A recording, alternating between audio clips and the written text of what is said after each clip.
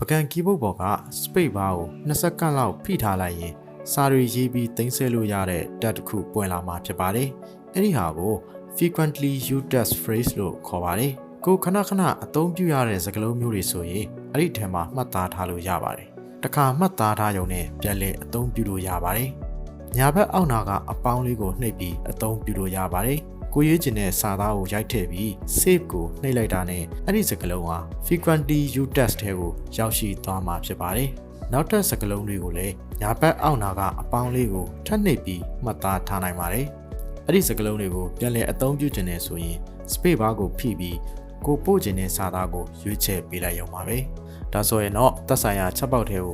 ကိုမှတ်သားထားတဲ့စကားလုံးရောက်ရှိသွားပြီးအလွယ်တကူပေးပို့နိုင်မှာပဲဖြစ်ပါတယ်။စကားလုံးတွေကိုဖြတ်ချင်ရင်ဘေးနားက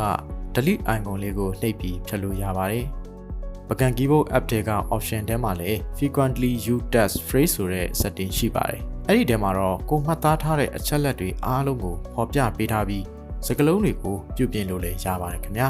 ။အားလုံးနားလည်ကြလိမ့်မယ်လို့မျှော်လင့်ပါတယ်ခင်ဗျာ။